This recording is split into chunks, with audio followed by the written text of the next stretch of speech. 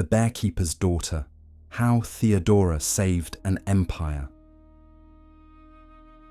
Part 1. The Choice in the Council Chamber.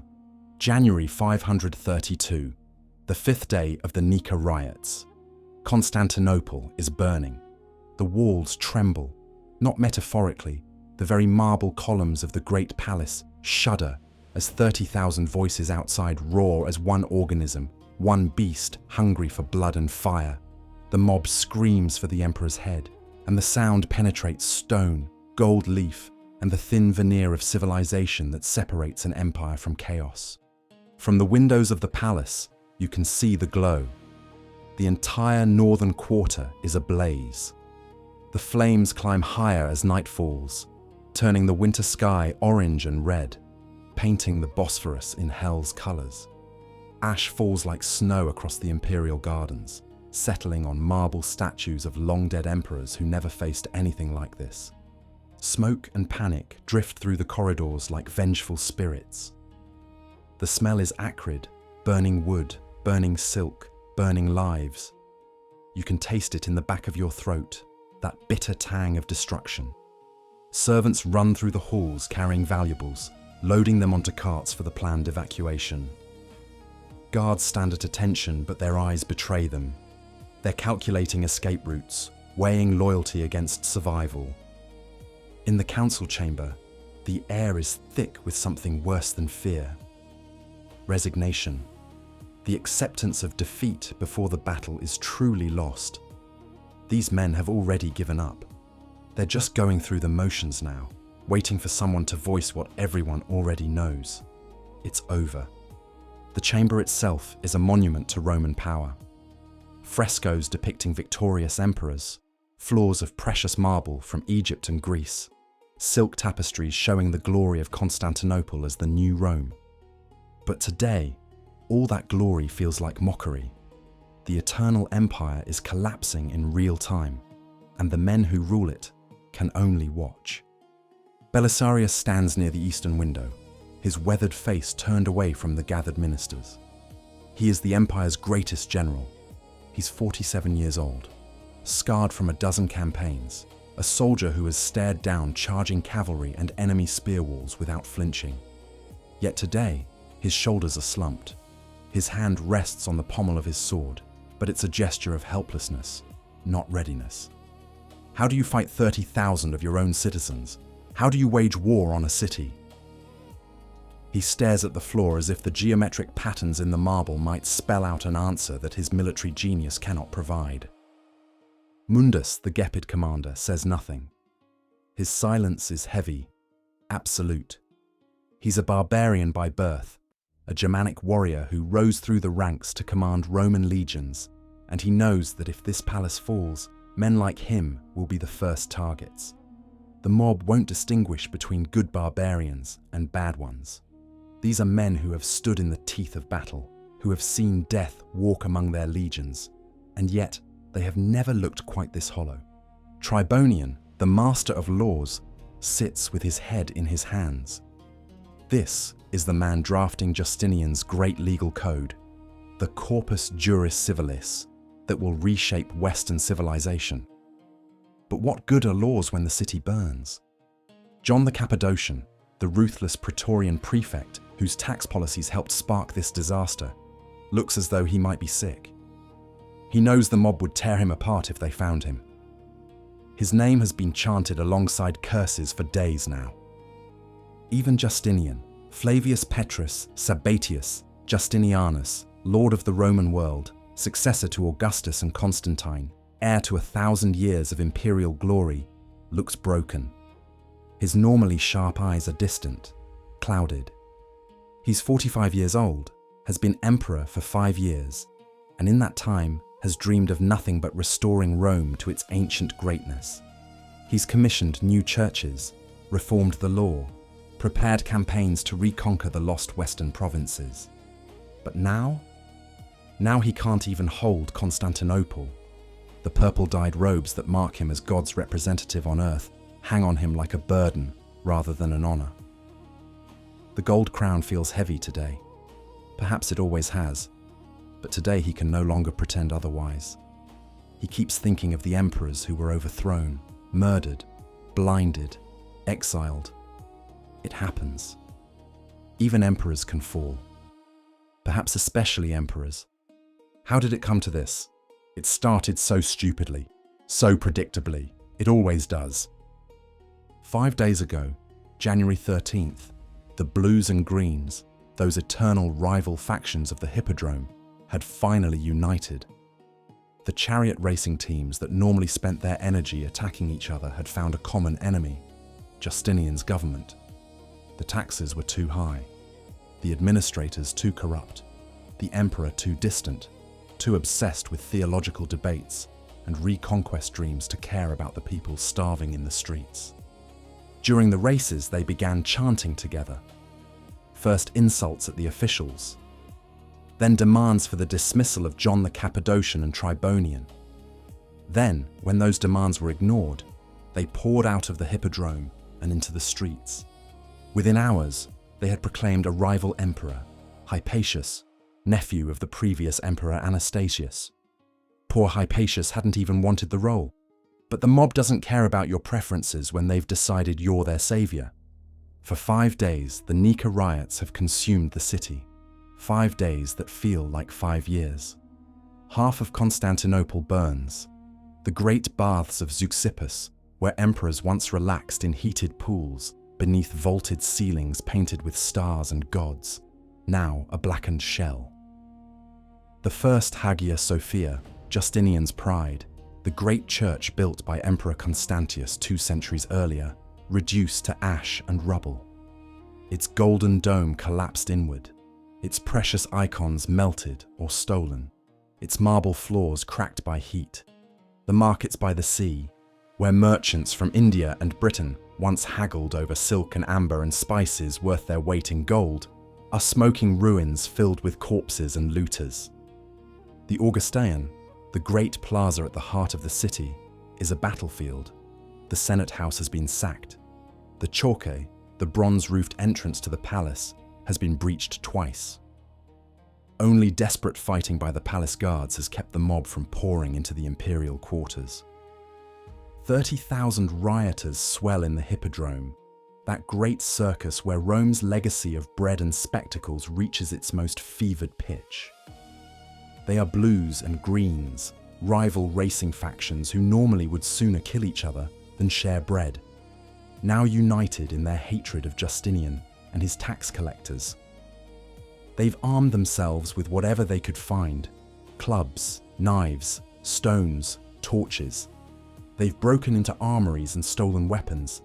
Some have shields, some have armor. They chant in unison, "Nika, Nika, conquer, conquer!" The word echoes across the city like a war drum. It's what spectators shout when their team wins a race, a cry of victory. But now it sounds like a war cry, like the roar of an army besieging a city. It doesn't sound like conquest. It sounds like doom. The emperor's advisors whisper the same word, over and over, like a liturgy of defeat. Escape. Flee to the coast. Ships wait in the harbor, Justinian's own fleet, loaded with gold and treasures from the palace. Loyal troops can provide cover to the sea. It's only a few miles to the harbor, and once they're on the water, they're safe. The mob can't follow them across the waves. Regroup later. Rally the provinces. Return when the mob has exhausted itself, when hunger and winter have done their work. Come back with a real army. Proper legions. Not just palace guards trying to fight thousands. All perfectly reasonable, all perfectly logical, all perfectly cowardly. The weight of that gold crown suddenly seems unbearable. Justinian can feel himself being carried along by the current of that advice, can feel himself nodding along, preparing to give the order. What else can he do? Stay and die. Stay and watch his wife murdered by a mob. He looks toward Theodora, expecting to see fear, expecting her to agree with the ministers, to beg him to save them both. He's already planning what he'll say to her, how he'll explain that this isn't cowardice but strategy, that they'll come back stronger, that. Then, in the silence between one whispered counsel and the next, she stands. Theodora. Not gradually, not tentatively. She rises in one smooth motion, and suddenly every eye in the chamber is on her. Empress, former actress, daughter of a bearkeeper, wife of the most powerful man in the world, and yet, in the eyes of many in this room, still fundamentally other, still the outsider, still the woman who shouldn't be here, who violated every social boundary to sit upon a throne. Some of these men were at the wedding. Some of these men opposed the law that made the wedding possible. Some of them still mutter about it at private dinners. She is not tall, perhaps 5 feet 2 or 3 inches, small by any standard, but she commands the space. Her posture is perfect, her head high, her hands clasped before her in a gesture that somehow conveys both prayer and defiance. Her dark eyes sweep the room, a chamber full of men who rule the world, men who command armies and adjudicate laws and decide the fates of millions, now shrinking from a mob like frightened children. She looks at each of them in turn. Belisarius, Mundus, Tribonian, John, the lesser ministers, the guards at the door, and finally, longest, at Justinian. Her voice, when it comes, is calm, not loud, not hysterical, not the emotional outburst that these men might expect from a woman. Calm, but it cuts through the chaos like a blade through silk. "My lords," she begins, and there's something in the way she says that word, lords, that makes it sound almost like an accusation, like she's reminding them of what they claim to be and what they're failing to be in this moment. "The flight you recommend may be safe, may be wise. For those who have never worn the purple, retreat is simply strategy. For those who can remove the crown and become ordinary men again, exile is merely inconvenient. You can go back to your estates, your families, your comfortable lives. You can say you served an emperor who fell to a mob, and the story will be told with sympathy. Poor Justinian, brought down by circumstances beyond his control. You'll be remembered as loyal servants who escaped with your emperor, who lived to fight another day." She pauses. Every eye is on her now. Even Belisarius has turned from the window, his military mind already sensing where this is going. "But for me," she continues, and her voice drops lower, harder, colder, "there is no safety in exile. There is no ordinary to return to. Do you understand this? Can any of you understand this?" She looks at them, and some of the ministers look away. "I was born nothing, less than nothing. I was born in the stables of the Hippodrome that's roaring for our blood right now. I was born to a bearkeeper who had nothing to give his daughters except poverty and shame. When he died, my mother had to beg for scraps, and the Greens, your beloved Greens, spat on us." Her voice is steady, but there's a tremor beneath it. Old pain, old rage, carefully controlled but never forgotten. "I rose to everything. I clawed my way up from the filth of the streets, from the degradation of the theatre, from being spat on and used and discarded. I survived what would have broken any of you. I survived because I had to, because the alternative was death or worse than death." She takes a step toward the center of the room. Justinian is frozen, watching her. "And if I am to fall, I will not fall as a fugitive begging for shelter in some provincial backwater. I will not live in exile, watching the years pass, remembered as the emperor who ran when the people rioted, the actress who briefly played Empress and then fled back to obscurity when things got difficult." Another pause. Justinian is staring at her, and something is shifting in his expression. Shame, perhaps, or recognition, or the beginning of courage being shamed into existence. "Royalty," Theodora says, and now there's steel in every syllable, absolute conviction that will not bend, "is a good burial shroud. It is the finest garment one can be wrapped in for the grave. I was born in filth. I lived in shame for most of my life. I clawed my way to this throne through every degradation this empire could devise. Every humiliation, every betrayal, every moment of powerlessness, I endured it all to get here." She turns to face Justinian directly. The intimacy of the moment is almost painful to witness. This is no longer Empress addressing Emperor. This is a wife speaking to her husband, with all the history and understanding and shared struggle that implies. And I will not live a single day without the title of Empress. Not one day, not 1 hour. Do you hear me? I would rather die today, in this palace, wearing the purple, than live 20 years as an exile in Ephesus or Antioch, a former empress, a has-been, a cautionary tale. Her voice rises slightly, not loud, but with intensity that makes every word hit like a hammer. If you wish to go, husband, you may. No one would fault you. Take your ministers, your gold, your generals, sail away and call it strategy. Tell yourself you'll return. Maybe you will. Maybe you'll gather armies and reconquer your own capital and be welcomed back as a liberator. Maybe. She holds his gaze. But I stay. The silence that follows is absolute. Not just quiet, absolute. No one breathes. No one moves. Outside, the distant roar of the mob continues, but in this room, there is only Theodora's words echoing in the marble chamber.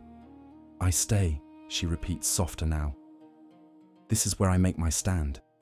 This is where I end it, one way or another. If the mob breaks through, if they storm the palace, if they drag us into the Hippodrome and tear us apart, so be it. But they will find me here, on this throne, wearing this crown. I will die an empress, or I will live as one. There is no third option, not for me. In that moment, that singular, crystalline moment, the Empress of Byzantium becomes its spine. She has done what none of the generals could do, what none of the ministers dared contemplate. She has shamed them into courage. Belisarius straightens. His hand moves from his sword pommel to grip the hilt properly. His mind is already working, already planning. If the Empress can show this kind of nerve, if a woman, and he can see several ministers thinking this, see it in their faces, if a woman can stand firm when they counselled flight, then what does that make them? Mundus grunts, a sound somewhere between approval and shame at his own earlier weakness. Tribonian looks at Theodora with something like awe. He who has spent years studying Roman law, Roman tradition, Roman virtue, he's just seen all of it embodied in this woman who, by all the old laws, should never have been allowed near a throne. John the Cappadocian, who understands power better than most, sees something shift in the room. The dynamic has changed. The decision has been made, even though no one has officially announced it yet. Justinian looks at her and sees not the woman he married, not the companion who shares his bed, not even the partner who has counselled him through 6 years of rule. He sees something else entirely. The ruler he could never become without her. The iron will he has always lacked, made flesh and voice in this woman who came from nothing and refuses to return to it. He's never loved her more than in this moment. He's never been more terrified of losing her, and he knows with absolute certainty that he cannot leave. Not after this. Not after she's challenged him so directly, so publicly. He nods. Once, a single movement of his head that changes everything. We stay, he says, and his voice is stronger than it's been in days. Belisarius, Mundus, prepare your men. We're not fleeing. We're ending this. By nightfall, her courage spreads like fire through the palace. The mood shifts. It's palpable, physical almost. Guards who had been eyeing the exits straighten their spines. Servants who had been packing for flight unpack. Word spreads through the palace complex. The Empress refused to flee. The Empress chose to stay. If she can stand firm, then so can we. The generals find their spines. Belisarius and Mundus, stung by the reproach of a woman who showed more nerve than all of them combined, begin planning not an escape, but a counterattack. They spread maps across tables. They count troops, not many, maybe 3,000 loyal men between the palace guards and the soldiers Belisarius brought back from the Persian frontier. 3,000 against 30,000. Not good odds. But Belisarius has won battles against worse. The plan is brutal in its simplicity. Trap the rioters in the Hippodrome. They've gathered there, tens of thousands of them, celebrating what they think is their victory. They've crowned Hypatius emperor in the imperial box. They're drinking, singing, congratulating themselves. Seal the exits. Send in the troops. No mercy, no negotiation, no prisoners. Belisarius will take his veterans, hard men from the eastern campaigns, soldiers who have killed before and will kill again without hesitation, and enter through the main gates. Mundus will take his forces through the narrow passages on the north side. Both groups will converge on the center, driving the mob into the middle, crushing them between two walls of shields and spears. It's not a battle, it's a slaughter. But these are no longer citizens exercising legitimate grievances. These are rebels who burned half the city, who proclaimed a usurper, who called for the emperor's death. By the ancient laws of Rome, they've forfeited all rights. They are hosts, enemies of the state. Justinian gives the order. His hand shakes slightly as he makes the gesture, but he makes it. Theodora stands beside him, silent now, her face unreadable. The slaughter that follows is biblical in its scope. Belisarius's men enter the Hippodrome with shields locked and swords drawn. The mob, drunk on wine and victory, doesn't understand what's happening at first. They cheer, thinking these are more supporters, more soldiers come to join the rebellion. Then the killing starts. The professional soldiers cut through the unarmored, untrained rioters like a scythe through wheat. The Hippodrome, designed to amplify sound so that 60,000 spectators can hear a single voice, now amplifies screams. The noise is inhuman. Not individual voices, but a collective wail of terror and pain. People try to flee, but there's nowhere to go. The exits are sealed. The gates are blocked. When they climb toward the upper tiers, archers shoot them down. When they try to rush the soldiers, the shield walls hold, and the spears thrust forward again and again, mechanical and merciless. The sand of the Hippodrome floor, carefully raked each morning, carefully colored with minerals to make it golden in the sunlight, turns red, then dark red, then nearly black with blood. Bodies pile up. The soldiers step over corpses to reach the living, and the footing becomes treacherous, slippery with blood and worse. The smell is beyond description. Iron and offal and terror-induced filth, all mixing in the enclosed space. It takes hours. The sun sets. The killing continues by torchlight, which makes it somehow worse. The shadows leap and dance, making it hard to distinguish living from dead. The flames reflect off the blood, making everything seem to glow hellishly. Some of the mob try to surrender. They throw down their weapons, fall to their knees, beg for mercy. The soldiers ignore them. Orders are orders. No mercy. No survivors to carry tales of rebellion, to inspire future riots, to whisper that the empire blinked. By dawn, the Hippodrome floor is covered with bodies. Historians will estimate 30,000 dead, though no one actually counts. How do you count a carpet of corpses? How do you number the slain when they're piled 3 and 4 deep in some places? The soldiers, most of them barbarian mercenaries, Huns and Goths and Heralds who care nothing for Byzantine politics, methodically strip the bodies of anything valuable: rings, coins, decent clothing. They work in silence, professionally, men doing an unpleasant job that pays well. Justinian sends workers to drag the bodies out. It takes 2 days. They carry them to mass graves outside the walls, enormous pits dug in the frozen ground. No names are recorded, no prayers are said. These are traitors, rebels, less than human in the eyes of the law. The victory is complete, the rebellion ends, the crown is saved, the empire survives. Hypatius, the unwilling usurper, is brought before Justinian in chains. He pleads that he never wanted to be emperor, that the mob forced him, that he's loyal, that he's always been loyal. Theodora watches the man beg. She says nothing, but her eyes are cold. Justinian sentences him to death. Hypatius and his brother are executed the next day, their bodies thrown into the sea.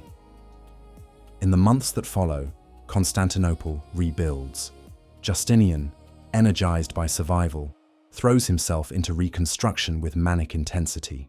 The Hagia Sophia will rise again, even greater than before, with a dome that seems to float, that captures heaven itself in stone and light. But everyone knows who really saved the empire that day. Historians will write that Justinian restored the empire, that his reign marked the last great flowering of Roman power, that his legal codes and architectural wonders redefined civilization itself. They will speak his name in the same breath as Augustus and Trajan. They will call him the Great, will credit him with reconquering North Africa and Italy, with building the greatest church in Christendom, with codifying Roman law for eternity. They forget the woman who refused to let it die. They forget, or choose not to mention, that on January 18th, 532, when Justinian was ready to flee, when his generals counseled escape, when the empire hung by a thread, it was Theodora who held firm. The woman whose single speech, whose refusal to bow, whose absolute conviction in the face of apocalypse, saved not just an emperor, but an empire. The woman who said, "I stay," and meant it with every fiber of her being. The woman who valued her crown more than her life. That woman, born to nothing in the stables of a hippodrome, would prove to be the greatest ruler Byzantium never officially recognized. The Empress who ruled without the title of emperor, but with all the power it implied. The survivor who became the savior. But to understand how she got there, how someone could rise so high from so low, we need to go back to the beginning, back to the mud and the filth and the casual cruelty of an empire that chewed up the weak and spit them out without a second thought. Back to the girl who learned to survive in hell. Part 2. The Abyss, from the Hippodrome to hell. Before the purple, there was mud. Before the marble palaces and the golden crowns, before the mosaics and the silk, and the power that reshapes reality itself, there was only survival. Raw, desperate, day-to-day survival. Long before the master craftsman of Ravenna captured her face in gold glass tesserae, before artists immortalized her image in shimmering eternity, before she became a symbol of power and defiance, Theodora was just a child in the Hippodrome stables, just another mouth to feed in the teeming slums of Constantinople, another small life that the empire would chew up and spit out without a second thought. Constantinople in the early 6th century is a city of extremes. It's the richest city in the world, home to perhaps 500,000 people, the crossroads where East meets West. Ships come from India carrying silk and spices. Caravans arrive from Persia with jewels and carpets. The forums are filled with merchants selling everything from African ivory to British tin. But for every merchant prince living in a marble townhouse, there are 1,000 people living in cramped tenements, working brutal hours for barely enough to eat. For every senator attending imperial banquets, there are 10,000 people who will never taste wine, never eat meat except on feast days, never own anything that couldn't fit in a single bag. Theodora's world is the latter, always the latter. Her father was Cassius, the bearkeeper for the Green Racing faction. Not a prestigious position, but steady work. In the world of the Hippodrome, that great circus where chariots thundered and crowds roared and fortunes changed with the turn of a wheel, even modest employment meant survival. The Greens and the Blues were more than racing teams. They were quasi-political organizations, social clubs, street gangs, and patron networks all rolled into one. To work for them was to have protection, however thin. It meant you wouldn't starve. It meant if someone tried to rob you or assault you, you could call on the faction for help. Sometimes. Cassius wasn't wealthy, but he could feed his family. He had a small apartment near the Hippodrome, just a couple of rooms really, but it had a roof that didn't leak too badly and walls that kept out most of the winter cold. His daughters, Comito, Theodora, and little Anastasia, grew up to the sounds of the circus. The thunder of hooves, the roar of crowds, the animal sounds from the stables. Behind the cheers of the chariots and the thunder of hooves, behind the spectacle that kept the masses distracted and docile, young Theodora smelled only animal sweat, sawdust, and poverty. She grew up in the shadows of greatness, where the dregs of humanity serviced the entertainment of the masses. She saw what the crowds never did, the cruelty to animals, bears baited and tormented to make them fiercer for the shows. The desperation of performers, men and women who risked their lives for a few coins, and the mob's momentary approval. The casual violence of men who had power over those who had none. Stable masters beating servants, faction officials demanding favors from performers. The constant background hum of exploitation that made the spectacle possible. The Hippodrome could hold 60,000 spectators. Theodora knew maybe 50 of them by name. The workers, the poor bastards like her father, who made the spectacle happen, but who would never sit in the good seats, who would never be anything but background to the real story. She had 2 sisters, Comito, the eldest, pretty and already showing promise as a performer, and Anastasia, the youngest, still a child when everything fell apart. 3 girls in a world that had little use for girls, especially poor ones. They were mouths to feed, future dowries to pay, problems waiting to happen. When Acacius died, and the chronicles don't even record how, perhaps disease, perhaps an accident with one of his charges, perhaps just the grinding exhaustion of hard labor in all weather, the family was thrown to the mercy of the factions. In Byzantium, there was no social safety net, no welfare system, no benevolent state to catch the falling. There was only patronage, and patronage was always conditional. What can you do for me? That was the question that governed every relationship, every transaction. A man was only valuable as long as he could provide service. Once he died, his family's value depended entirely on whether the patron wanted to maintain the connection. The Greens didn't want to. Her mother, a woman whose name history didn't even bother to preserve, another faceless victim of an empire that barely noticed women existed unless they were empresses or prostitutes, was desperate, shaking with fear for her daughter's futures. Terrified in a way that only a mother can be when she knows she cannot protect her children from what's coming. She made a decision that must have cost her every shred of pride she had left. She took all 3 girls, dressed them as best she could in their only decent clothes, and dragged them into the Hippodrome during a public spectacle. The races were on, the crowd was enormous, and she knew what she was going to do would be witnessed by tens of thousands of people. That was the point. Public humiliation in service of public mercy. In front of thousands of spectators, in the sand of the arena between races, she begged. She prostrated herself before the Green faction officials.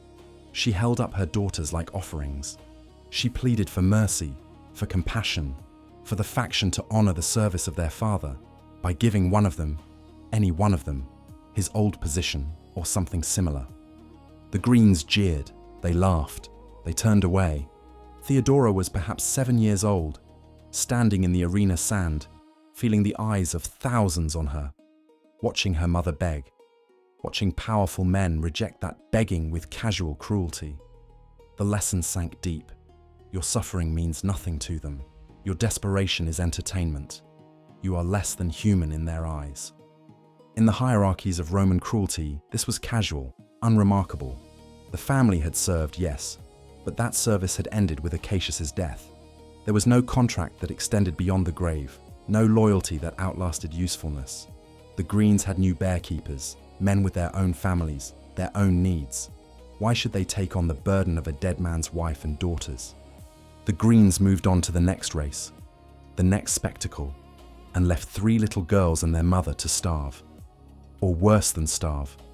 Everyone in that arena knew what happened to pretty girls with no protection in Constantinople. Everyone knew, and no one cared. But the Blues, eternal rivals of the Greens, always looking for an advantage, always seeking to demonstrate their superiority, saw an opportunity. They stepped forward. Their officials made a great show of it, announcing loudly that while the Greens had no honor, no compassion, The Blues knew how to treat their people. The Blues recognized service. The Blues took care of their own. They took the family in. They gave them work, shelter, survival. The crowd cheered the Blues' generosity and jeered the Greens' coldness. It was good theatre, good politics, good propaganda. But Theodora, even at 7, understood the reality beneath the theatre. This wasn't mercy. This was strategy. The Blues had scored points against their rivals, and all it cost them was the wages of 1 bearkeeper and the upkeep of 4 destitute women. That day, watching her mother beg and be rejected, watching rival strangers become saviors while former patrons became enemies, Theodora learned a lesson that would shape her entire life. Loyalty was a luxury, not a virtue. Gratitude was a tool, not a feeling. The Blues were her family now, but only as long as she was useful. The moment she stopped being useful, she would be discarded just as the Greens had discarded her. Trust no one, expect nothing, survive by any means necessary. Those were the rules of the game, and Theodora learned them young. She grew up where decency was a weakness and survival required performance, where the currency was not gold but attention, favors, and the ability to read what men wanted before they said it. In Byzantium, an actress was both entertainer and outcast. The word itself, actress, carried connotations that polite society wouldn't speak aloud in mixed company. These were not artists in the modern sense, not respected performers with guilds and social standing.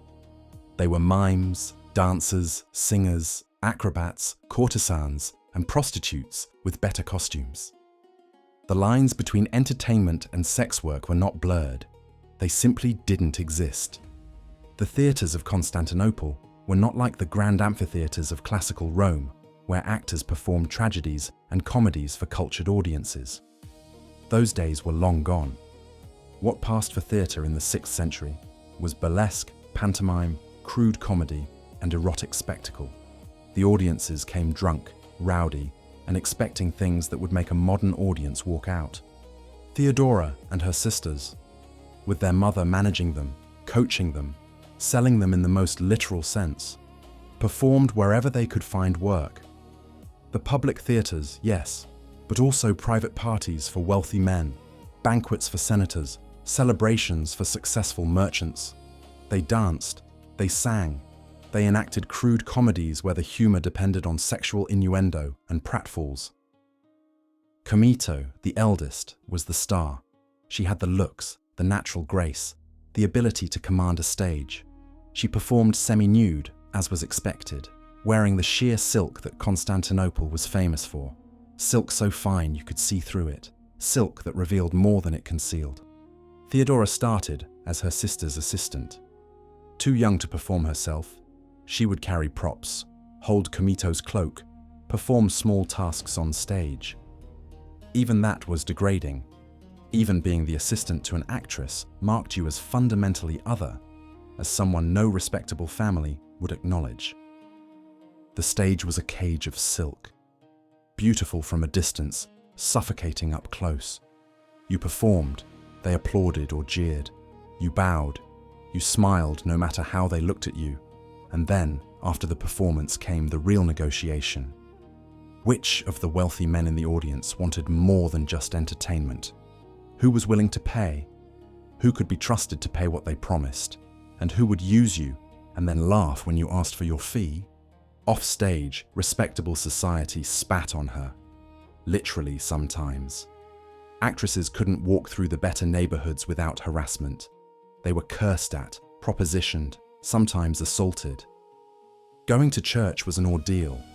Priests would preach about the sinfulness of the theatre, while women in the congregation would pull their children away if an actress came too close, as if degradation were contagious.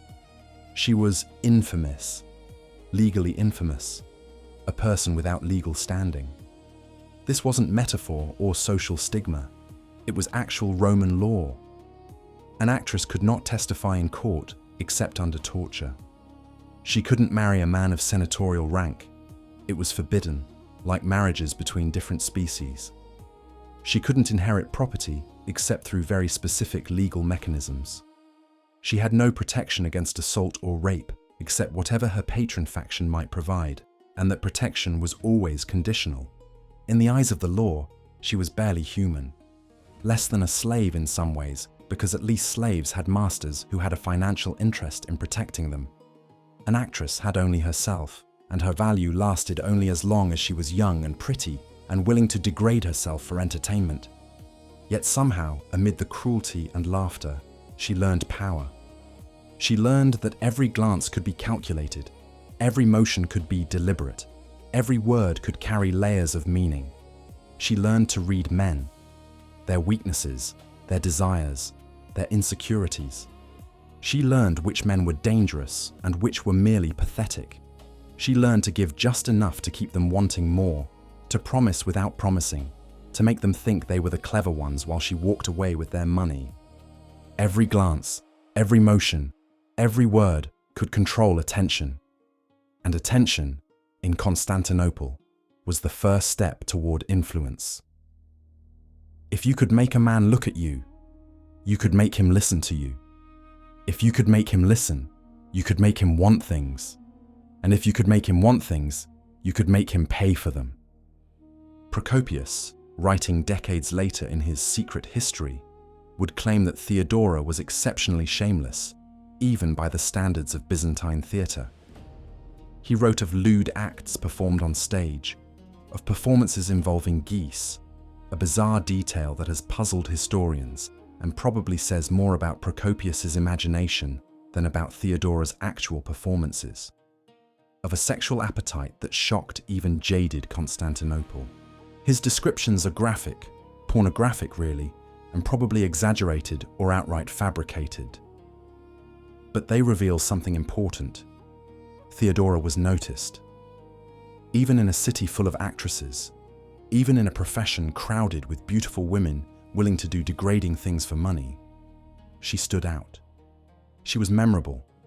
She had something, charisma, presence, whatever quality it is that makes some people magnetic and others forgettable. And that quality, that ability to be noticed and remembered, would save her life more than once. But first, the empire had not finished breaking her. Just when she might have found some stability, some fragile security in the theatre world, disaster struck in the form of a man named Hecebelus. Hecebelus was being posted to North Africa as governor of Pentapolis, the region of Libya that had been Roman for nearly 1,000 years. 5 cities, Cyrene, Apollonia, Ptolemais, Tauchaira, and Berenice, clinging to the Mediterranean coast, green belts of civilization surrounded by desert. It was not a prestigious posting. The important provinces were in the east, Syria, Egypt, or in Italy and Gaul, if you counted what was left of the Western Empire. North Africa was backwater duty, far from Constantinople, far from the real power.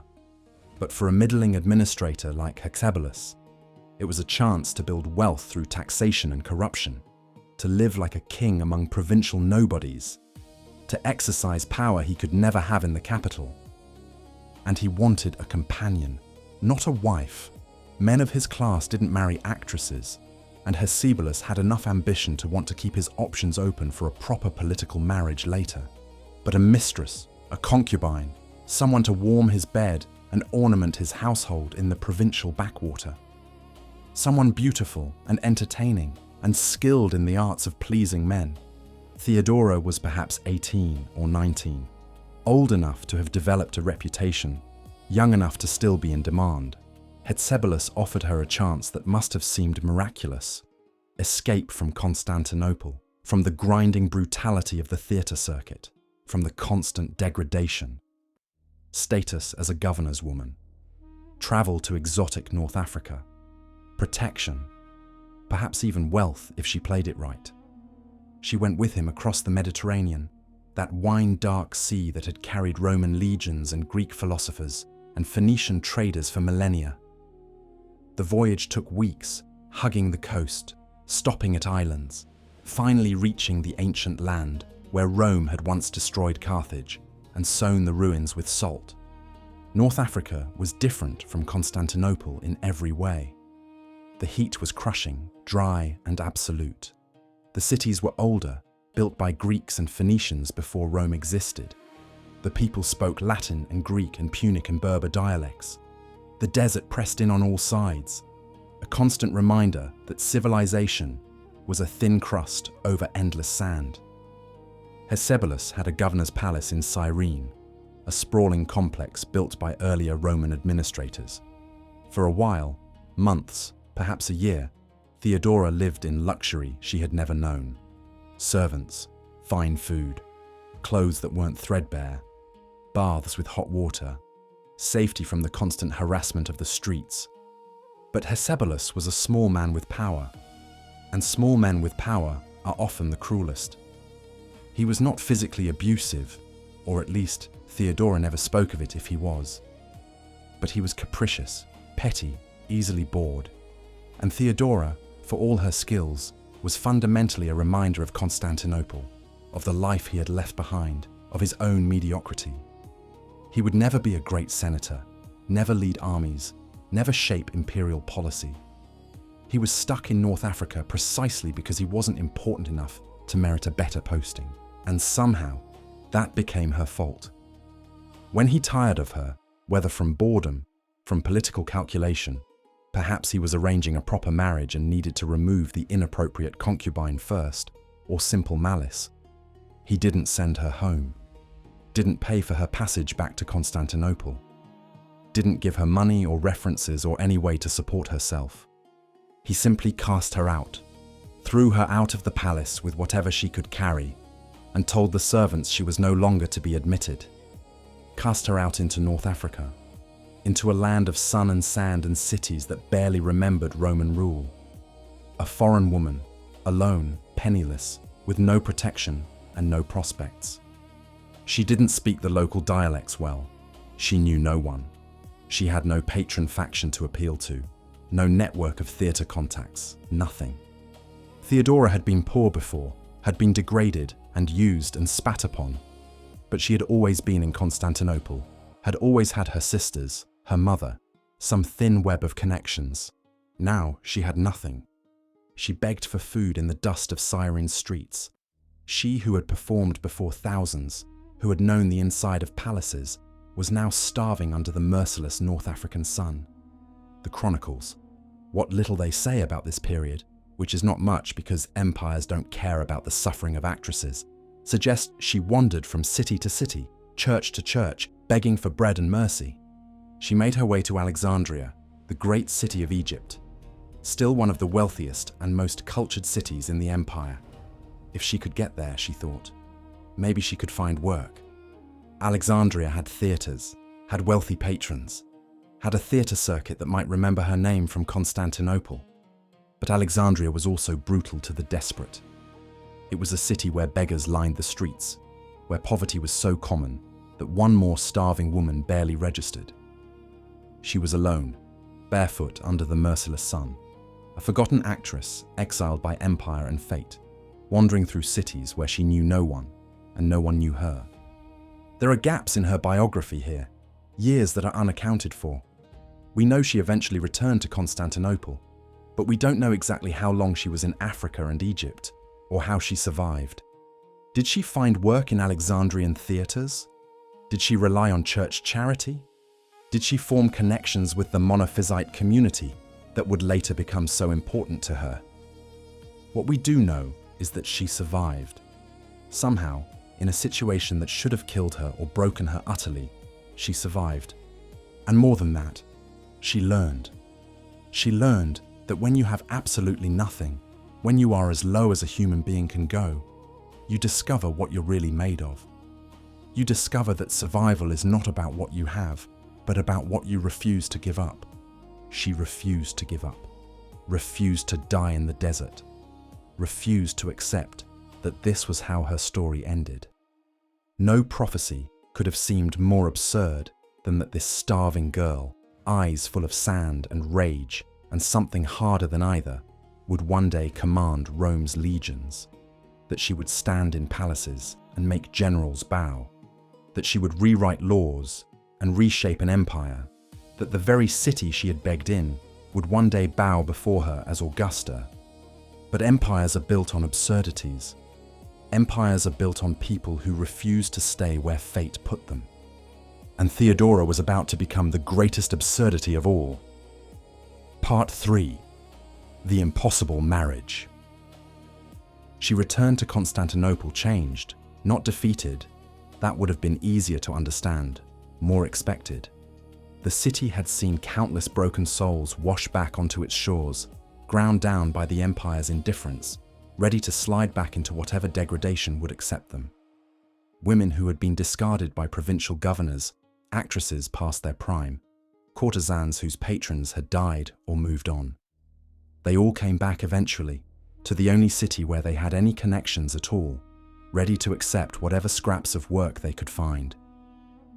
But Theodora came back silent, watchful, harder. The girl who had left Constantinople had been tough, street-smart, cynical beyond her years. The woman who returned was something else. There was a quality to her silence that made people nervous. She had seen something in those years in Africa and Egypt, had touched some bottom that most people never experience and survive. The suffering in Africa had not crushed her. It had refined her, like ore in a furnace. She had touched bottom and found that she could survive even that. What else did the world have left to throw at her? What could Constantinople do to her that was worse than starving in Alexandria? What could any man do to her that was worse than being cast out into the desert alone? Nothing. The answer was nothing. And that realization gave her a kind of fearlessness that wealth could never buy. She found work spinning wool to live. Honest work, humble work, the kind of labor that respectable women did in the privacy of their homes. There were workshops near the forums where women could bring their spinning and weaving, work alongside others, take home a few coins at the end of the day. Not much, but enough to rent a tiny room, enough to eat.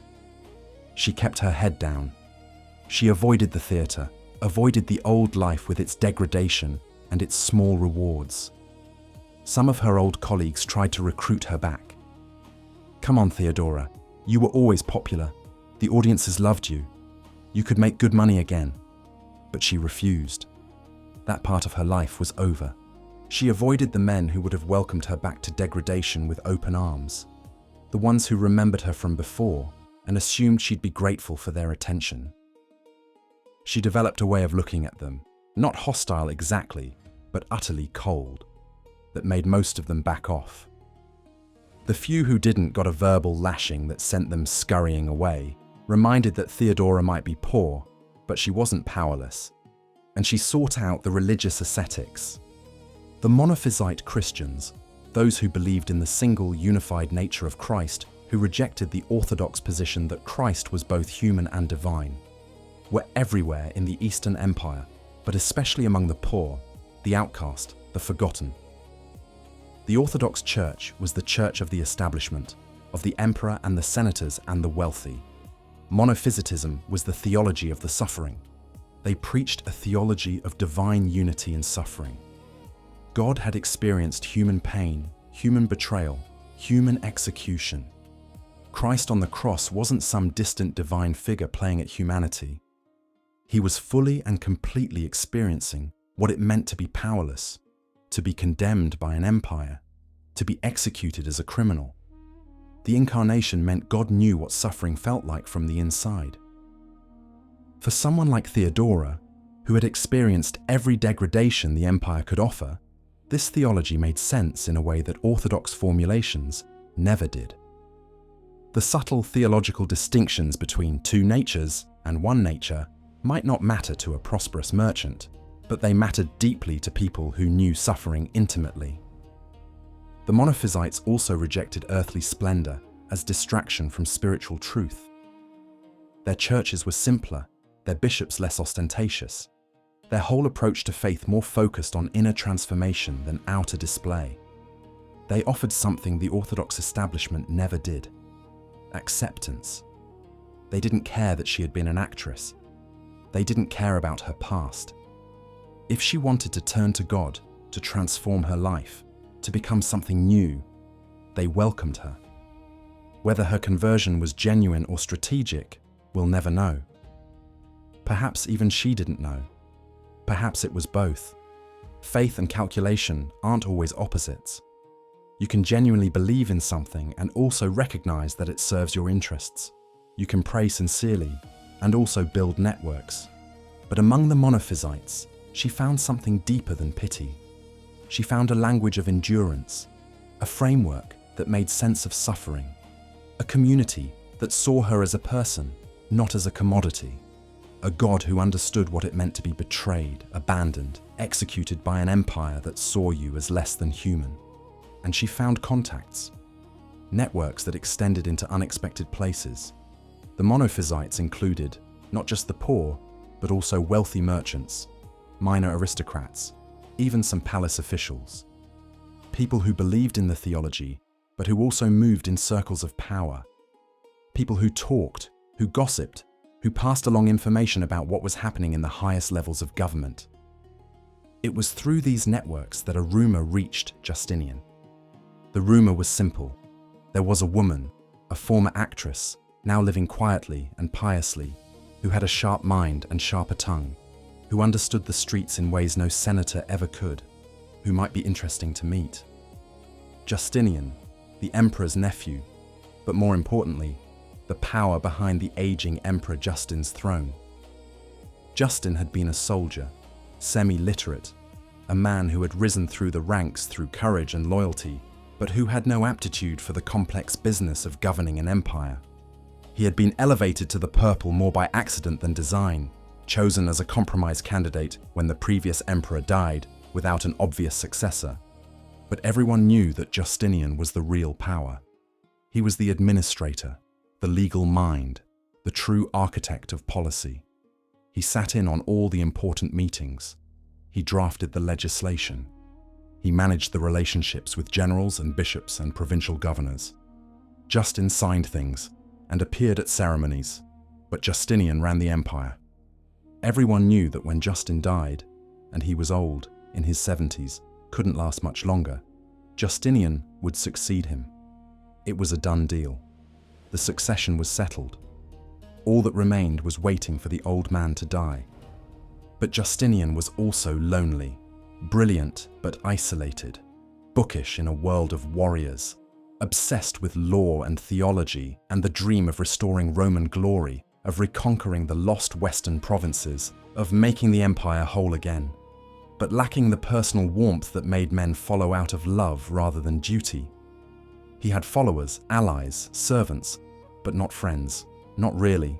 Someone, and we don't know who, though it was probably someone in the Monophysite network, told him about Theodora, about the wool spinner who had been an actress, about the woman with a quick mind and a sharp tongue and eyes that missed nothing, about someone who might understand the game of power because she had survived the complete absence of it.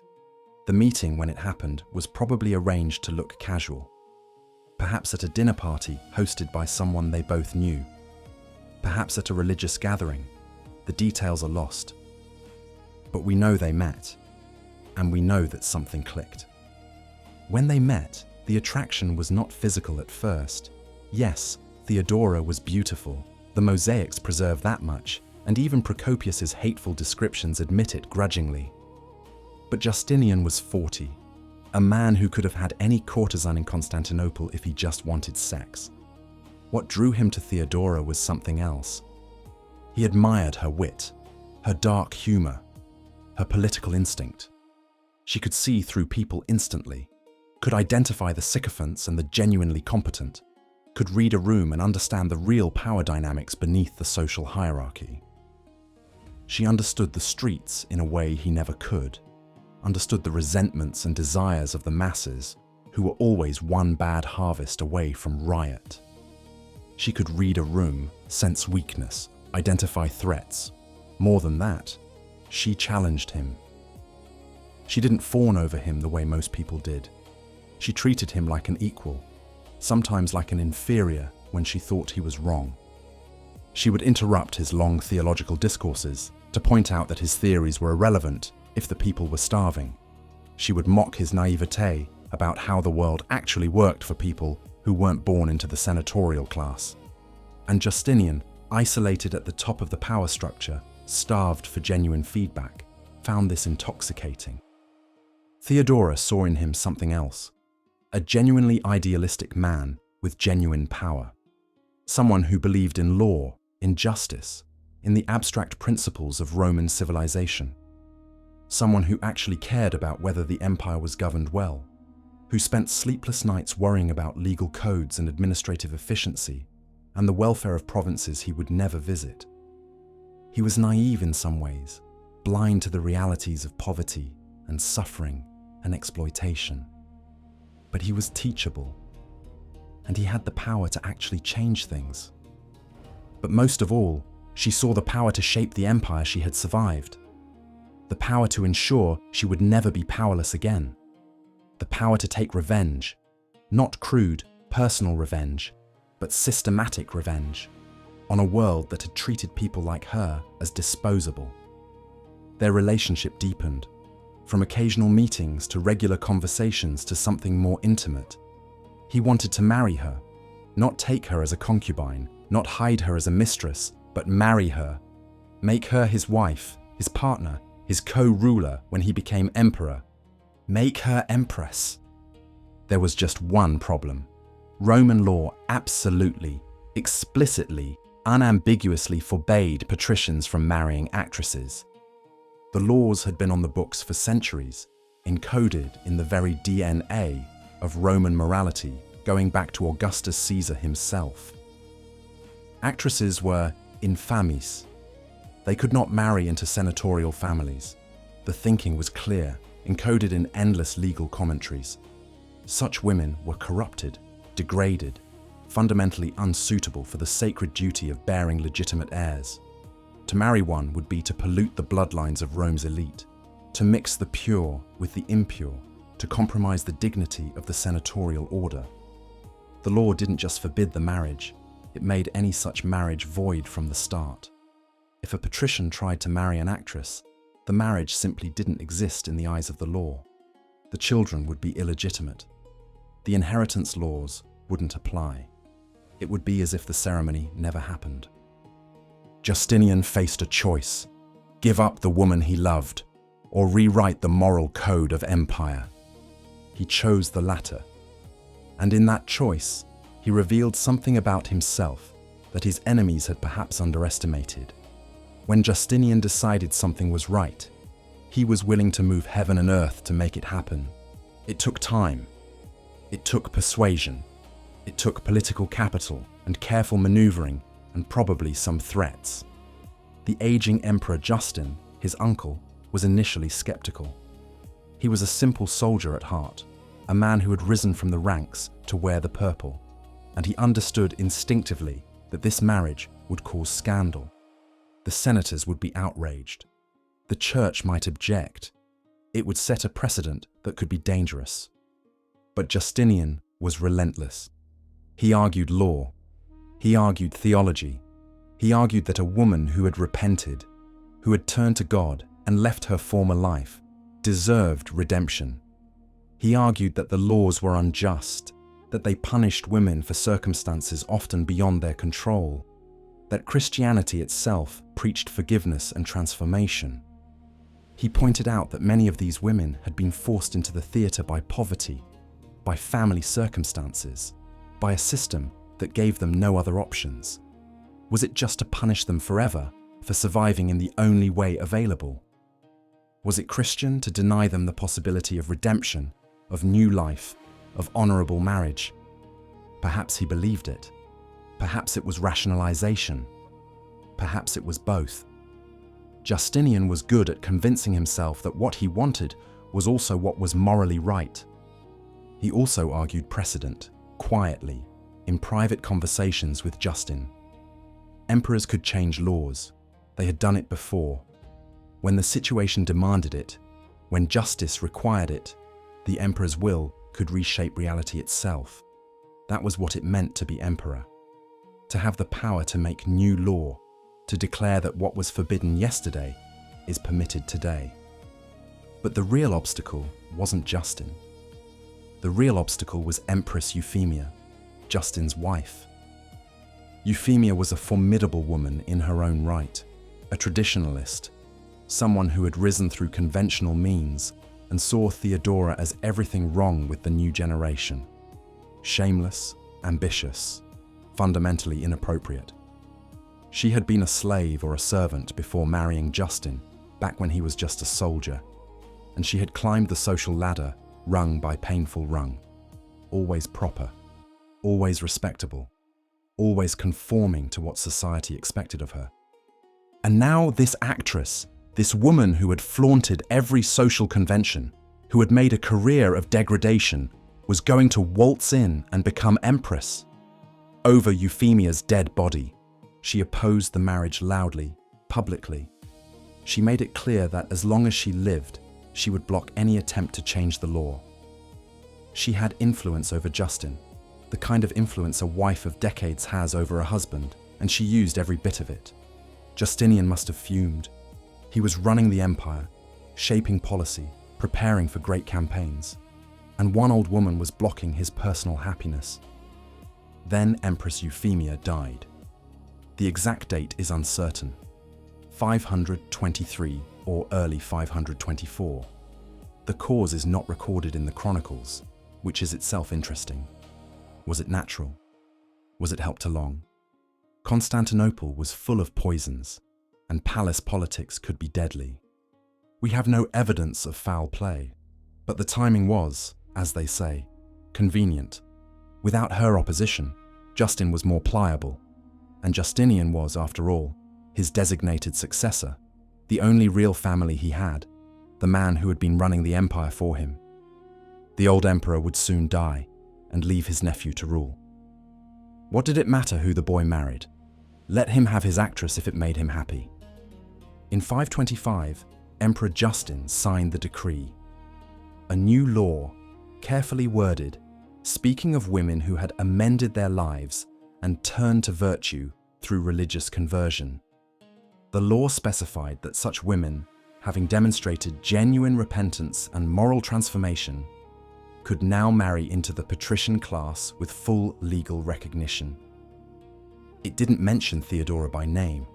It didn't need to. Everyone knew exactly who it was written for, exactly what it meant.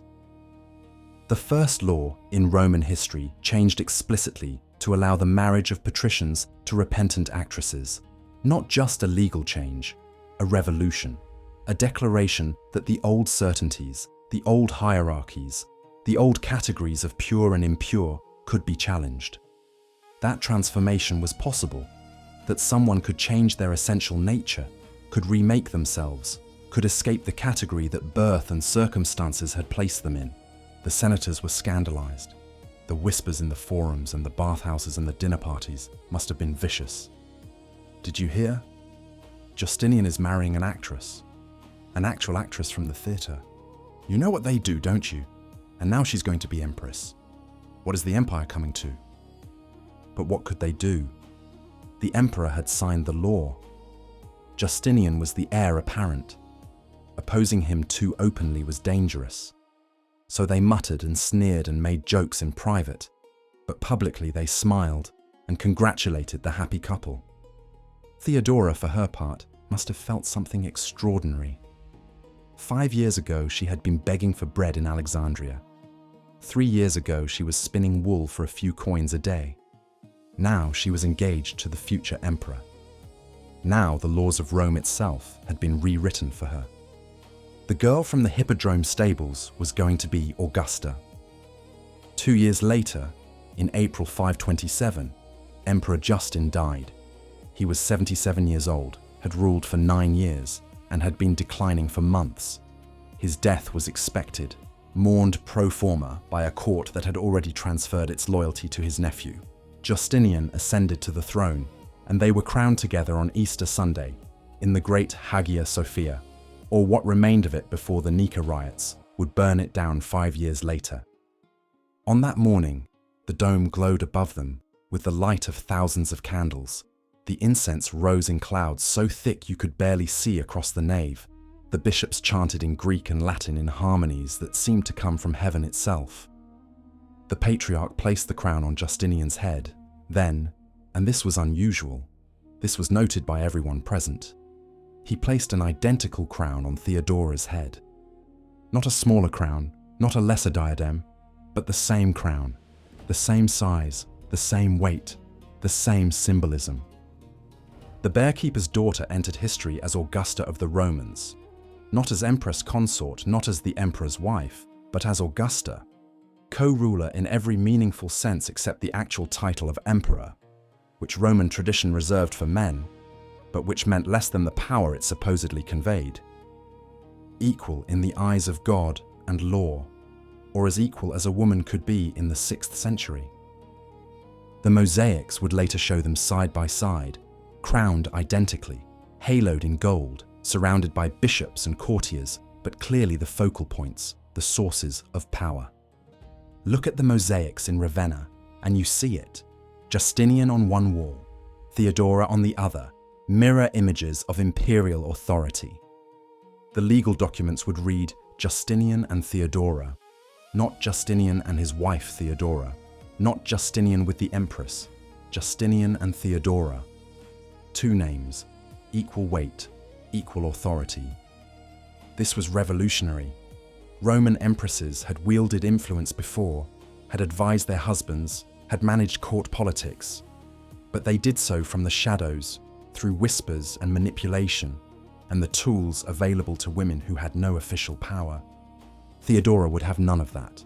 She held court publicly, she received ambassadors, she issued edicts, she commanded generals, not in Justinian's name, but in her own.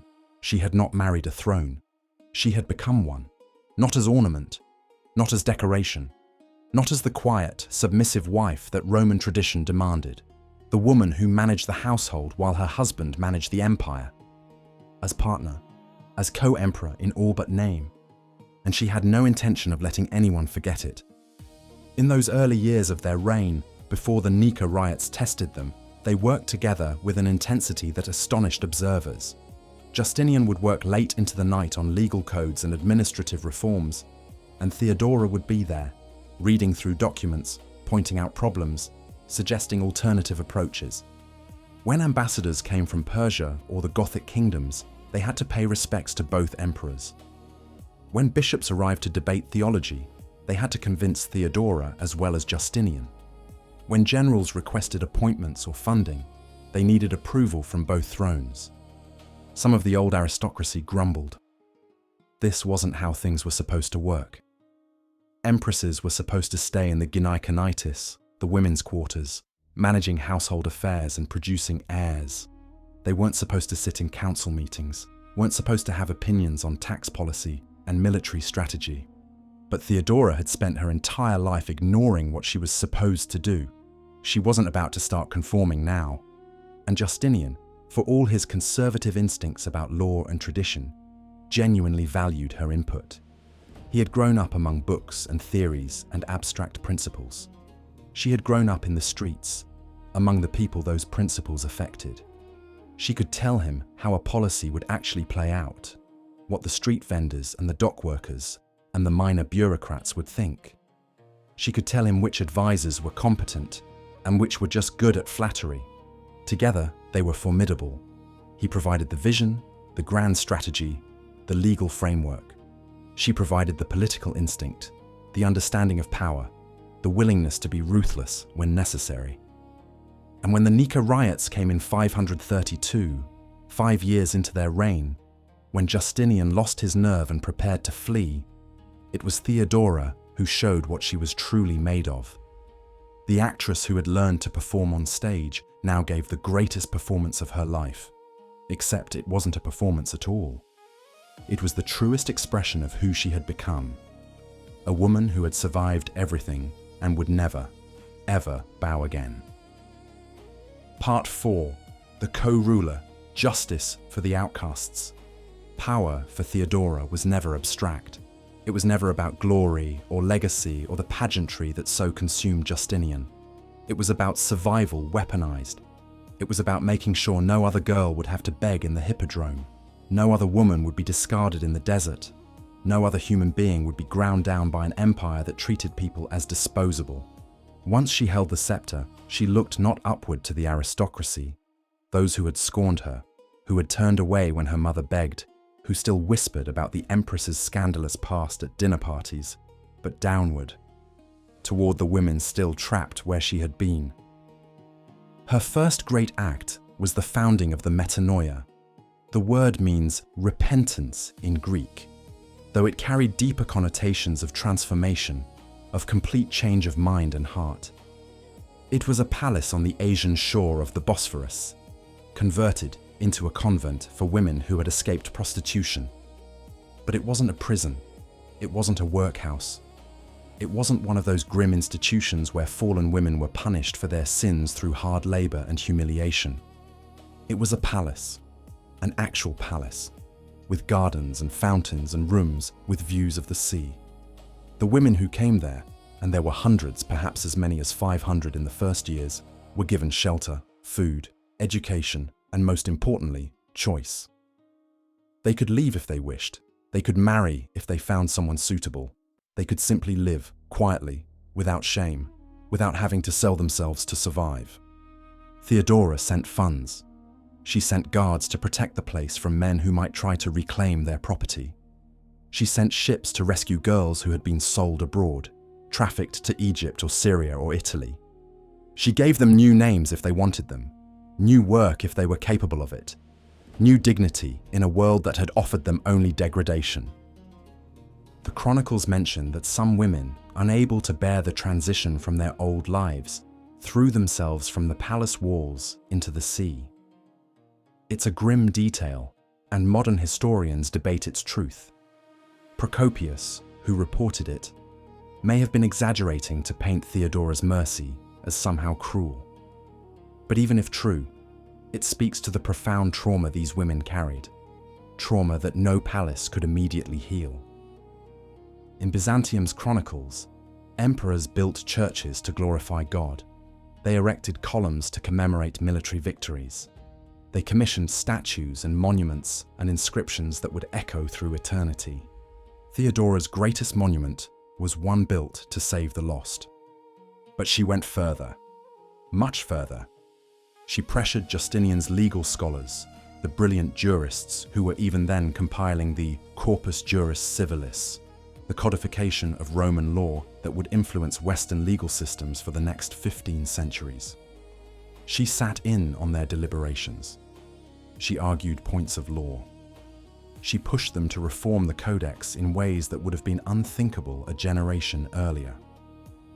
Under her influence, women gained rights that had never existed in Roman law. Women could now inherit property directly, not just through male guardians. They could control their own dowries, the wealth that had traditionally been managed by their husbands or fathers. They could seek divorce from abusive husbands. Previously, divorce was overwhelmingly a male prerogative.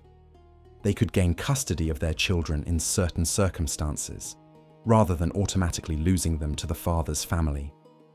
For the first time in recorded Roman law, the voice of women, whispered through Theodora's council, amplified by Justinian's power, shaped imperial decree. The laws against sex trafficking were strengthened. The protection of women in vulnerable positions was codified. The punishment for rape was increased. The rights of women who had been forced into prostitution were recognized. They could not be held to contracts signed under duress, could not be claimed as property by pimps or brothel owners. These were not minor tweaks. These were revolutionary changes to a legal system that had treated women as property for over 1,000 years.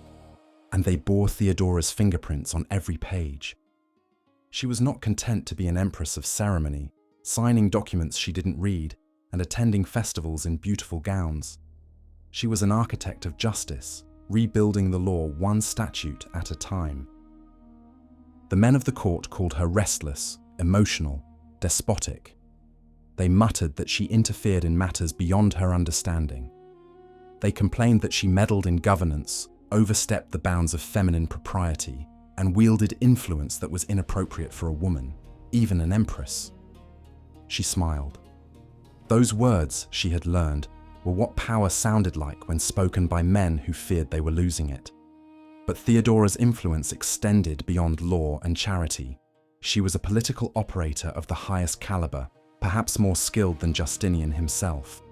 She maintained her own court, her own staff, her own sphere of influence that sometimes overlapped with Justinian's and sometimes operated independently. Petitioners learned quickly that getting the empress's support could be as valuable as the emperor's, sometimes more so. When the great general Belisarius, the man who had saved them during the Nika Riots, who would go on to reconquer North Africa and Italy, faced political attacks from jealous rivals, Theodora protected him. She valued competence and loyalty over aristocratic breeding, and Belisarius was supremely competent. But when Belisarius's wife, Antonina, Theodora's close friend, was threatened by her own husband's wandering eye and political enemies, Theodora intervened with ruthless efficiency. She arranged for the removal of threats, the silencing of rumors, the destruction of careers. Loyalty to Theodora's circle was rewarded, betrayal was punished. She built networks. She placed her people in key positions. She ensured that every department of government, every corner of the palace, every bishopric in the empire had someone who owed her a favor, who would whisper in her ear, who would advance her agenda. The eunuchs of the palace, traditionally powerless figures, castrated men who could threaten no dynasty and therefore could be trusted with intimate access, became her particular allies. She elevated them to positions of real power, used them as her eyes and ears, rewarded them with wealth and status. In a world where women were excluded from official power structures, Theodora built an unofficial power structure that, in many ways, was more effective than the official one. And through it all, she never forgot where she came from, never forgot the women still trapped in the life she had escaped, never forgot that power, for her, was not about glory. It was about making sure no one else had to live the hell she had survived. The aristocracy could mutter all they wanted. The bishops could clutch their pearls. The historians could write their poison. She was Augusta, she was Empress, and she would use every ounce of that power to reshape the world into something less cruel, even if it took every day of the rest of her life. Part 5. The secret history, the dark side, but in the palace that glittered with gold, where mosaics caught the light and made saints seem to float in heaven, where incense masked the smell of human scheming, Theodora ruled with eyes that missed nothing and a memory that forgave even less. She had climbed too far to stumble now. She had clawed her way from the filth of the Hippodrome to the throne of the world, and she would not, could not, allow anyone to drag her back down. Every corridor had ears loyal to her. Every servant, every slave, every guard had been cultivated, assessed, either brought into her network or identified as a potential threat. Letters disappeared before they reached their intended recipients. Private conversations were somehow known to the Empress before the day was out. Whispers in bedchambers reappeared in her chambers, transformed into intelligence, into leverage, into power. Her network of servants, eunuchs, and courtiers became one of the most formidable intelligence webs of the age. In an empire that stretched from Spain to Syria, from the Danube to the Nile, Theodora's web reached everywhere. Bishops reported to her. Generals consulted her.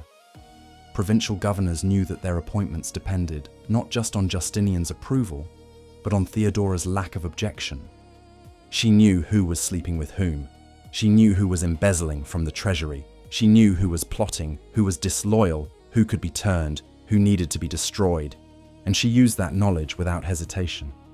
The historian Procopius, who served as secretary to Belisarius and thus had access to the inner workings of the court, wrote two very different accounts of Justinian and Theodora's reign. The first, The Wars of Justinian, was official, respectful, full of praise for the emperor's reconquests and Theodora's dignity.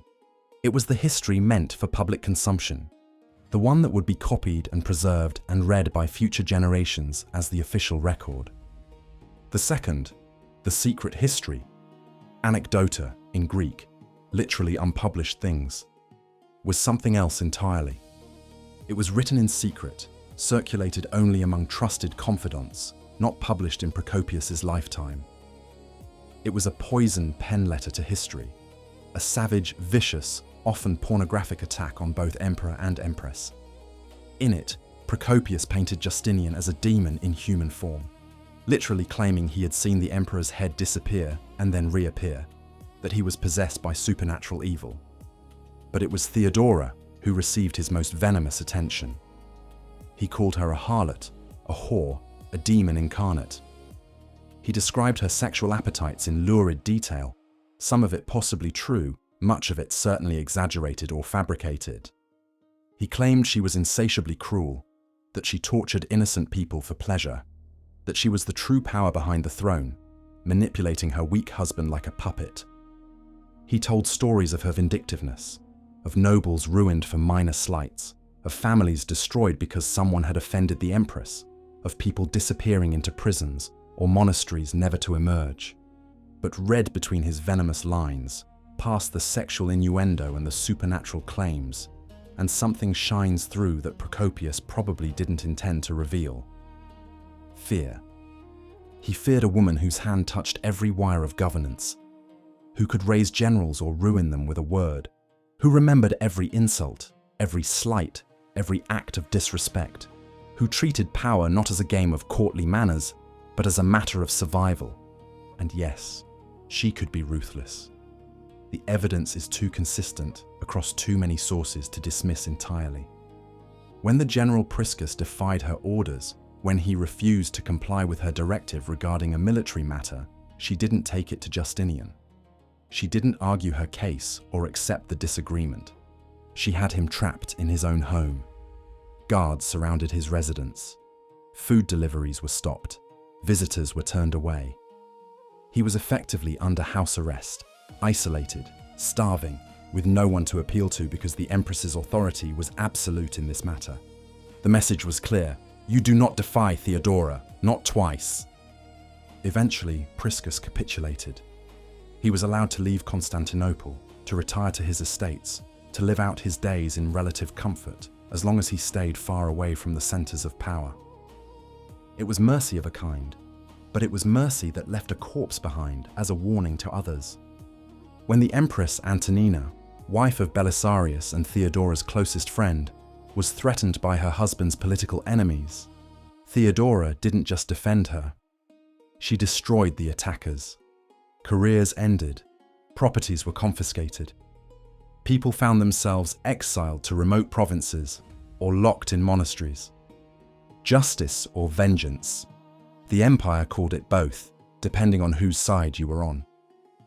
Those who bowed, who showed proper respect, who understood that Theodora's authority was real and permanent, found mercy, sometimes even advancement.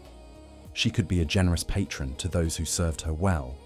Those who sneered, who thought her power was temporary, who believed that her humble origins made her illegitimate, who whispered too loudly about the actress Empress, they found silence. In a world ruled by men, in a political culture that had excluded women from power for 1,000 years, she made cruelty her armor, the cost of survival, multiplied by power. She had learned in the hardest way possible that the world did not reward mercy or kindness or fairness. It rewarded strength. It bowed to those who could not be broken. And Theodora, who had been broken so many times and put herself back together each time, was now unbreakable. Was she a tyrant? By modern standards, absolutely. By the standards of 6th century Byzantium, she was simply effective. The palace was full of people who had achieved power through birth, who had never struggled, never suffered, never faced the possibility of utter destruction. They played at politics like a game, secure in the knowledge that even failure wouldn't cost them everything. Theodora knew better. For her, politics wasn't a game. It was survival.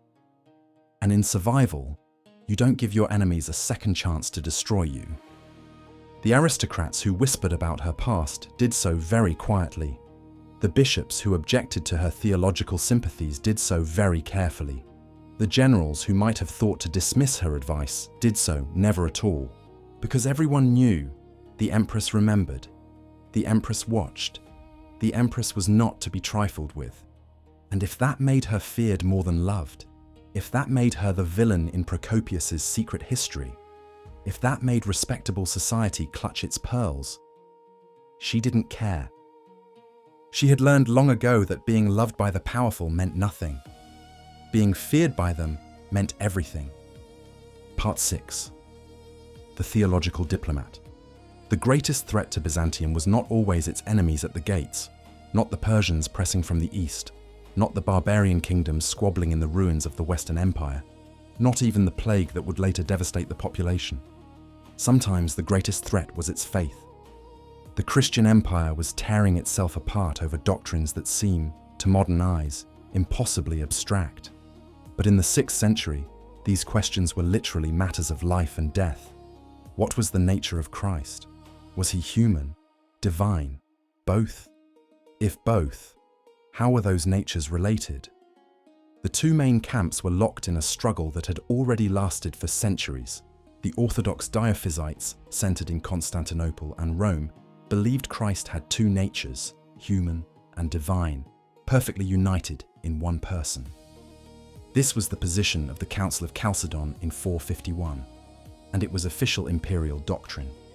The Monophysites, dominant in Egypt, Syria, and Armenia, believed Christ had only one nature, divine, that had absorbed the human, or, in some formulations, a single unified nature that was both human and divine, but not separable into two distinct natures. It sounds like semantics. It was, in fact, the fault line along which an empire could shatter. Justinian, true to his legalistic, systematic mind, enforced unity through persecution. He wanted one empire, one law, one faith. The Monophysites were heretics, and heretics needed to be corrected. By persuasion if possible, by force if necessary. Bishops were deposed, monasteries were closed, people were exiled. Theodora enforced compassion through subversion. Within the Grand Palace, in the sprawling complex of buildings that housed the imperial court, she created a secret sanctuary for hunted Monophysite bishops. Behind embroidered curtains and golden walls, in rooms that officially didn't exist or were designated for other purposes, she hid them. She hid them for months, for years sometimes. She fed them, protected them, allowed them to continue their ministries in secret. She facilitated communications between Monophysite communities across the empire. She provided funds for their churches, their monasteries, their networks. While Justinian signed edicts against them, his wife sheltered them in his own palace. Was it defiance or diplomacy? Some historians argue she was playing the good cop to Justinian's bad cop, that they had worked out this arrangement deliberately. Justinian would enforce orthodoxy to satisfy Constantinople and Rome. Theodora would protect the Monophysites to keep Egypt and Syria from outright revolt. Together, they would maintain an impossible balance. Others believe she genuinely believed in the Monophysite cause. Remember, she had found refuge among Monophysite communities after her ordeal in Africa. She had been welcomed by them when respectable Orthodox society spat on her. Their theology of divine unity and suffering spoke to her experiences in a way that the abstract formulations of Chalcedon never could. Perhaps both were true. Perhaps she believed in their theology and also understood the political necessity of keeping them pacified. Perhaps she saw no contradiction. What's certain is that she played a double game with extraordinary skill. She arranged theological conferences between Orthodox and Monophysite leaders, trying to find compromise formulas that both sides could accept. She promoted bishops who were sympathetic to reconciliation. She used her influence to soften edicts, to delay persecutions, to create space for dialogue. When Justinian, in his zeal for unity, issued a decree that alienated both sides, the famous 3 chapters controversy, a complex theological maneuver that managed to anger Rome, Constantinople, and the Monophysites all at once. It was Theodora who worked behind the scenes to manage the fallout. She corresponded with the Pope in Rome, arguing for compromise. She met with Monophysite leaders, assuring them of her protection. She navigated between her husband's rigid orthodoxy and the empire's desperate need for peace. In 543, she arranged for the appointment of a monophysite patriarch in Alexandria, the great city of Egypt that was the heartland of monophysite Christianity. It was done through intermediaries with deniability built in, but everyone knew whose hand had moved the pieces. Egypt remained loyal to the empire. That was worth 1,000 theological treatises. Whatever her intention, Theodora, alone among the Caesars, understood that stability required mercy. She understood that you could not force belief, could not beat orthodoxy into people, could not maintain an empire by alienating half its population. Empires that burned their own faithful would one day burn themselves. Justinian wanted uniformity. Theodora settled for manageable diversity. Justinian wanted doctrine. Theodora wanted peace. Justinian wanted to be right. Theodora wanted the empire to survive. In the end, she may have been the more successful theologian, even though she wrote no treatises and attended no councils. She kept the empire together when it might have split. She kept Egypt and Syria from open revolt when they had every reason to rebel. She made space for difference in an age that demanded conformity. Was she heretic or saint? Manipulator or believer? Political genius or religious devotee? The answer is probably yes to all of it. Theodora contained multitudes, and she refused to be reduced to a single story.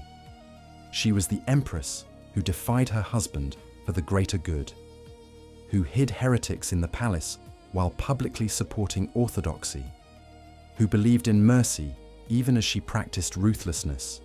She was a contradiction, and she made that contradiction work. Part 7. The silence, death, and legacy. By the time she reached her mid-40s, the glitter had begun to fade. Not the external trappings. The palace still glowed with gold. The ceremonies still dazzled. The mosaics still captured her image in eternal youth. But inside, the light was dimming. Years of strain, stress, and illness wore her down. The constant political maneuvering, the endless vigilance, the weight of power that could never be set down, all of it exacted a toll. She had survived so much, endured so much, but the human body has limits, even when the will does not. The physicians whispered of cancer, though their words lacked diagnosis in any modern sense, only dread. They spoke of internal growths, of weakness, of pain that could not be eased. They prepared their remedies, herbs and prayers and poultices, that did nothing except give the dying woman something to hope for. Theodora faced death the way she had faced everything else, without illusions. In June of 548, after weeks of declining health, she died. She was barely 48 years old, though she had lived enough for 3 lifetimes. Justinian was inconsolable. The chronicles record that he broke down in tears before his council, a display of emotion shocking in an emperor who had always maintained such rigid composure. He commanded a private burial within the Church of the Holy Apostles, the great basilica where emperors were laid to rest beside saints and martyrs. She was interred with full honors, robed in purple, the crown upon her head, even in death. Augusta to the last. After her death, something fundamental shifted in the empire.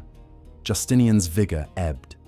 The man who had conquered North Africa and Italy, who had codified Roman law and rebuilt the Hagia Sophia, who had dreamed of restoring the empire to its ancient glory. That man seemed to die with his wife. He never remarried, never took another consort. For 17 more years, he ruled the empire alone, but he ruled it as a widower, as half of a partnership that could never be reformed. He walked the palace halls as if haunted by her absence. Servants whispered that he spoke to her sometimes, to the empty air, asking her advice on matters of state as he had always done when she lived. His reign continued. He would live until 565, 17 years beyond Theodora's death. But the brilliance was gone. The reforms slowed. The reconquests faltered. The plague devastated the empire, killing perhaps 1/3 of the population, and Justinian seemed unable to respond with his former energy. The empire's fire had dimmed with her death, but her image endures. In Ravenna, in the Basilica of San Vitale, there is a mosaic that has survived 15 centuries.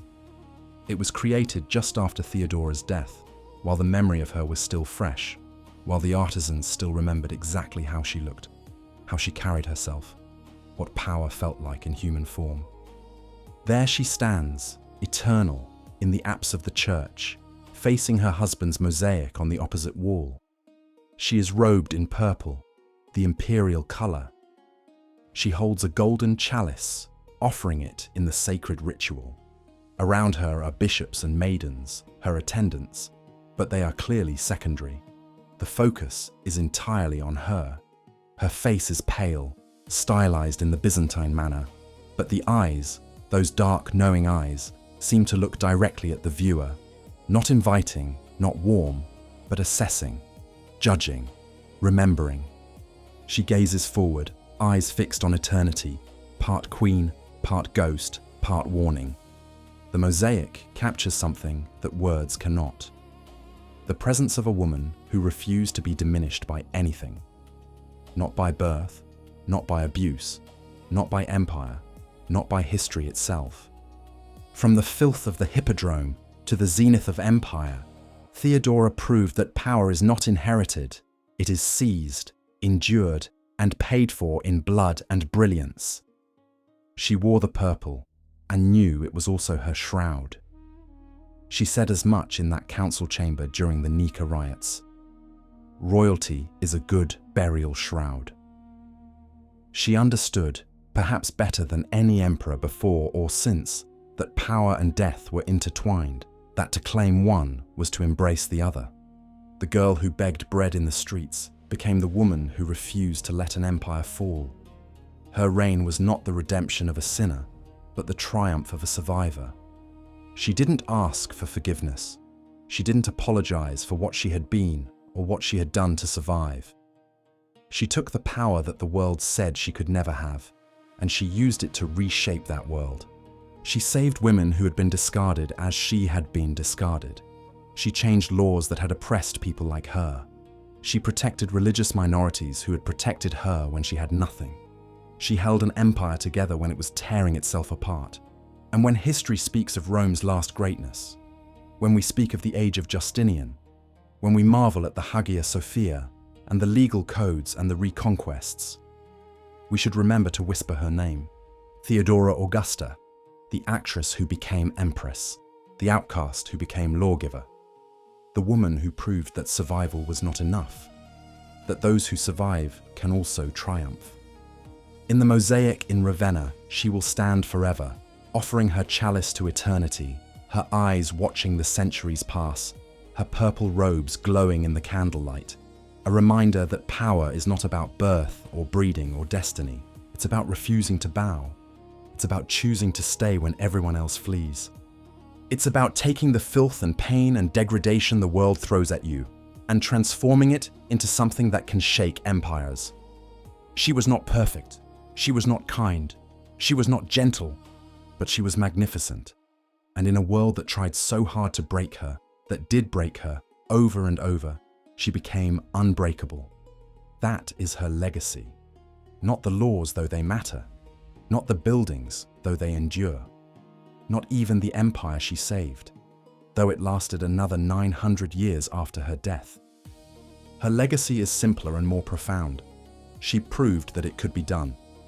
That someone from nowhere, with nothing, despised and degraded and discarded, could rise to the very summit of power and use that power to change the world. Every woman who has fought against a system designed to crush her, every person who has refused to accept the limitations that society placed on them, every survivor who looked at their trauma and said, "This will not define me," they are all her descendants. The bearkeeper's daughter became the empress who chose to stay, and in staying she became eternal. The end